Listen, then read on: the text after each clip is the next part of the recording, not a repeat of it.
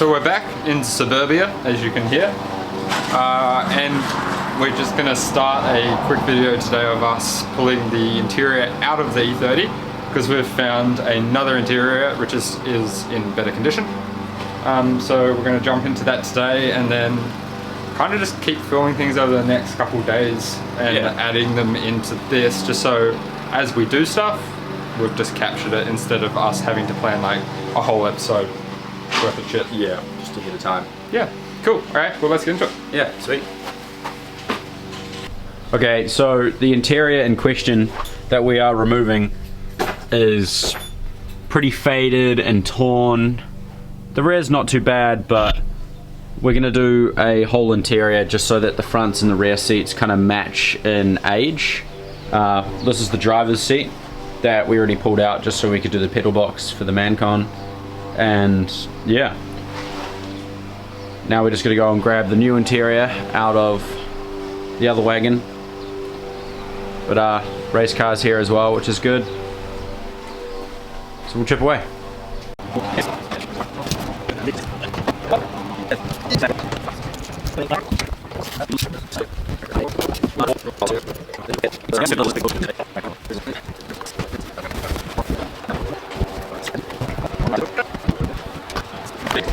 Several days later. So back from the race day, car's been under cover for a couple of days now. Kind of just going to jump into the video back in with the E30, getting some stuff done and maybe even try aim for a first start up. But before we jump into that, we're just going to quickly fix a couple of stickers on the back of the E46, which are kind of just backwards. There's nothing really wrong with them. And then yeah, we'll jump back into the E30.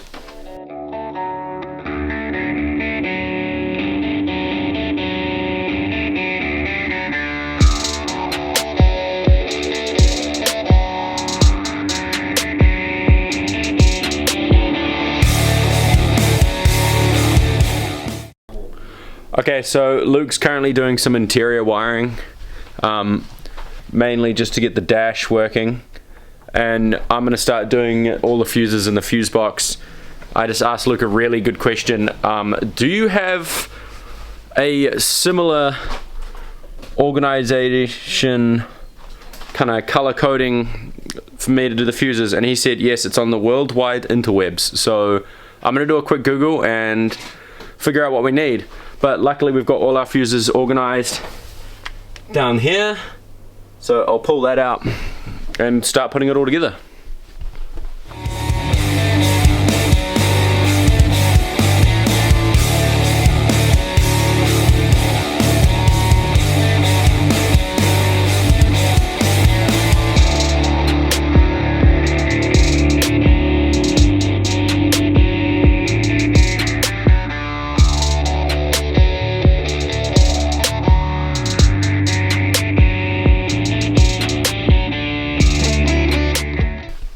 So all the fuses and relays are out. The only fuse that we're leaving out is the fuel pump one, just while we connect the fuel lines. There's a couple of weird shit going on, like we don't have a clamp for the positives yet, so vice grips it is. So we'll just do the fuel lines, and we need to put some oil in the engine, and then we'll be good to start it. So exciting times. So Luke is just currently putting on the injectors and the fuel lines. We forgot to film it, but we just put 6.5 liters of oil in it, well a little bit more than that, give or take. We realized that we don't have any fuel in this car as well, so we're gonna continue to do the fuel filter and the rail, and then we'll go and grab some fuel and fire it up.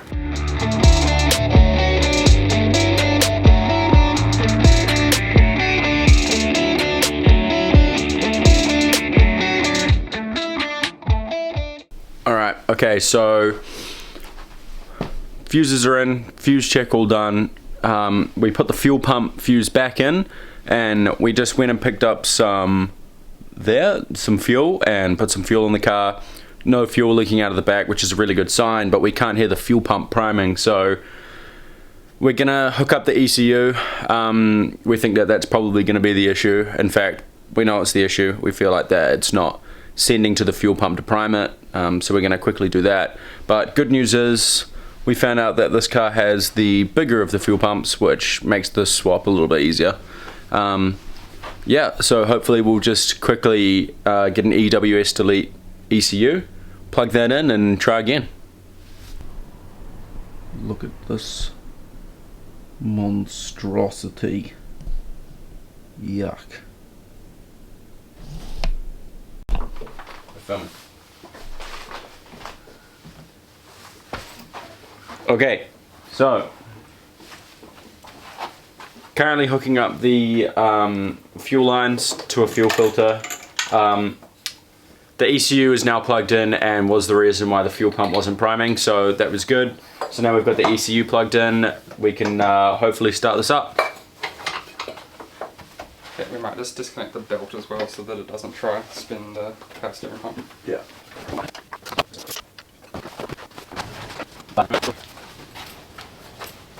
You put that vacuum cap on, eh? Yeah.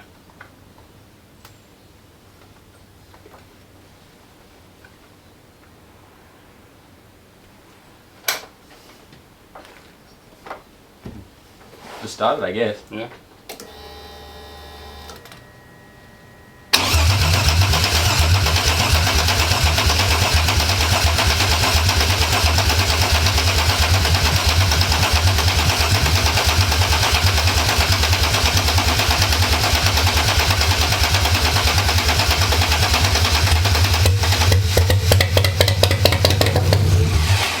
Give it a sec for the starter to cool down. Yep.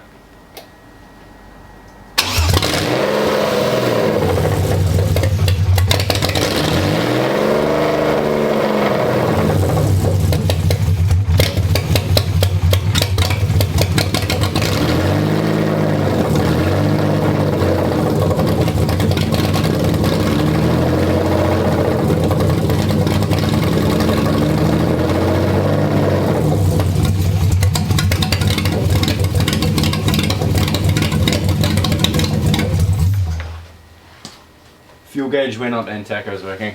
Okay. Let's hook up the MAF and give it a intake boot so it has an idea of how much air it's getting. And try and get it to idle. Yeah. Good start, good start. Questions, where did I put the MAF? You could do the cooling system. I'd like to do the cooling system. What's the time?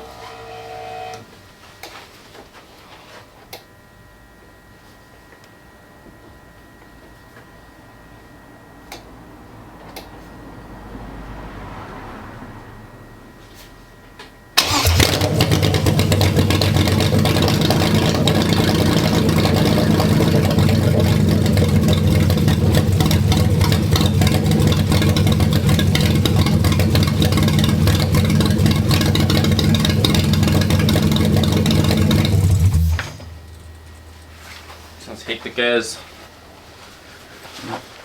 Okay. Nice. Well, it runs. Fuck, that's some gratification, isn't it? Yeah, probably just need a bit more. Could have wind them in, put them in, and run the wires up. This video has now gone from a startup to a now we're motivated to do the power steering and the O2s and probably put the back section of the exhaust on. We've got the mid section of the exhaust, so we've got from the headers to it's been cut just after the gearbox. Oh, you need to have the back part welded together. Are you just gonna get V-bands? I'm gonna get them to put a V-band where it's cut. Yeah. Okay, there you go. But that'll be a separate thing, and we need the car. I'm not sure if the car will go to paint first and come back and we'll do the exhaust, Yeah. or whether it'll go to the exhaust and then go to paint. It'll probably go to paint first. So. But yeah. Oh, while we're here, we can quickly run through. We can quickly redirect this at. Do you just want to pick it up? Yeah. Stop it and pick it up. No, I'll just pick it up and go from here. Well. Okay. Well, Oil. yep. Come off. Yeah. Which Oil. Which is a nice one. 3 parts. Yeah. Fuel lines. Fuel lines. Not really. No. Leave that. Sway bar. Haven't put a sway bar in it yet. Firewall grommet. Still got to get the last one. Engine harness. Yep, done. And we did the coolant hard line below that. Coolant hard line. And that sticker below it can come off as well. Half of it stayed on. Heater hoses, we've done that. Move it, I think. Yep, no, up. Yep. And battery. Battery's good. Other side. Fuck, watch out for that shit.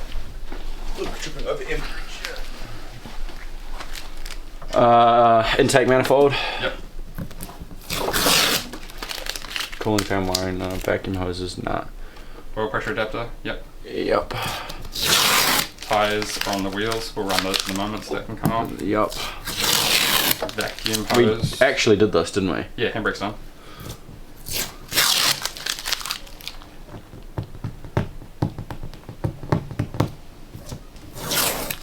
Vacuum caps, they're done.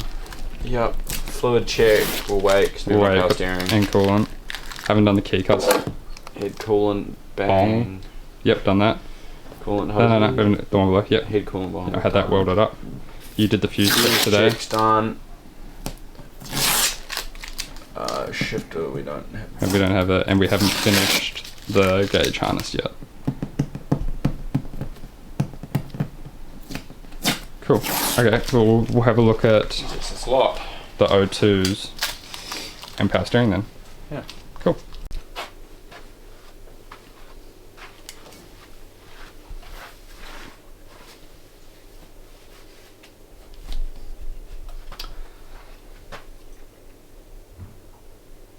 Good. Yeah, it's been rolling the whole time. Okay, good. That's good.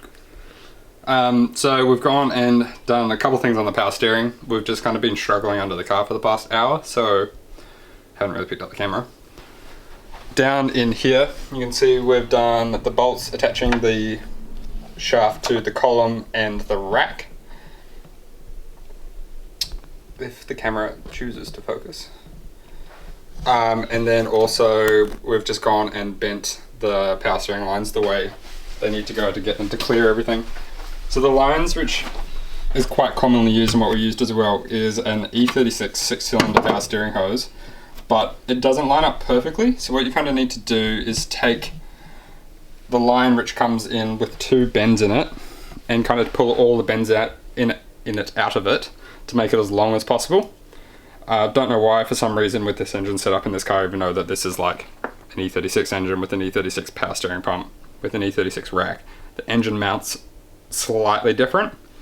So we've done that, straightened it out, now it flows, it's not rubbing on anything, it's not hitting anything, and they bolt into the power steering pump and the rack without the bolts being under any tension. So now all we have to do is we've got a couple of hose clamps. We're going to tighten up the feed to the pump and the return from the rack to the reservoir, and then we will put some fluid in it and make sure it's got no leaks. Cool.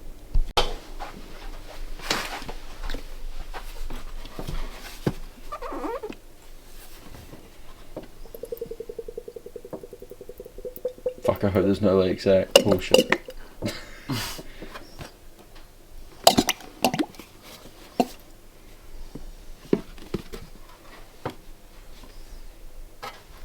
Hello, people from the interweb. It's filming. Hello, people from the interwebs. All right. We just split the power steering. It was really loud, but it's all good now. There's no leaks, which is kind of a good sign because power steering leaks are the worst. And very common. And now we can remove the power steering line. Sick. Nice. So we're kind of tearing through them now. Yeah. Luke and I have just been saying, like, other than interior and a bunch of little things, there's not really much to do now, so... We ordered some more interior stuff today. Yeah, exactly. So we'll be, I was about to say done soon, but we're not going to be done soon. We should have it driving under its own power soon. Yeah, exactly. Or at least holding temp. It'd be cool to reverse it out of this garage and kind of that'd be a nice success after everything that's happened. Yeah, it'd be nice to next time at least to be able to actually drive it onto a trailer instead of pushing it. Yeah, that's a good point, yeah. Alright, cool. I'll Should we, last thing for today, should we put the midsection of the exhaust on? Yep. Yeah, we'll put the midsection on and then probably turn it on again and here with the midsection. Yep. Sweet. So as you can see, I managed to convince Harry to get under the car. And he's just throwing the gaskets on the exhaust. Now he's just trying to line it all up, which I imagine is going to be quite difficult just due to the angle.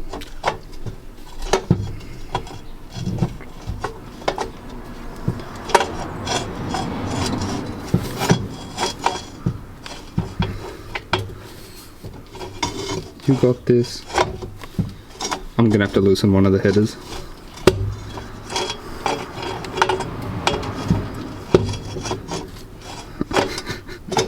What is it? Yeah, I'm gonna have to loosen the header. Because it sits up here, doesn't it? In the centre. Yeah. But from memory it doesn't like to.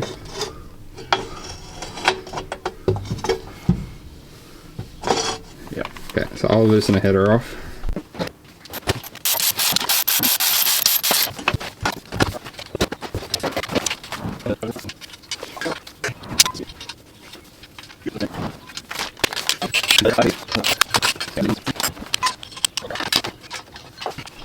This exhaust came off one of my old original E30 M52 swaps, so it's been on a couple different cars and it's probably not as straight as it once was. So to get it to go on, we just had to loosen off one of the front headers just to give us a bit of slack, so we can just get it onto the studs, and then once it's on the studs we're able to tighten it up again. It's got a little crack further back as well where it used to mount to the gearbox, so that'll also need to be welded up when we go and get the rest of the exhaust sorted for this, but for now it should make it I wouldn't say tolerable level of noise, but at least it'll be a little bit quieter than open headers. And then I guess we just need to get the cooling system sorted next so that it can idle up to temp by itself. So Luke's just tightening back up the header now that we've got the midsection fitted.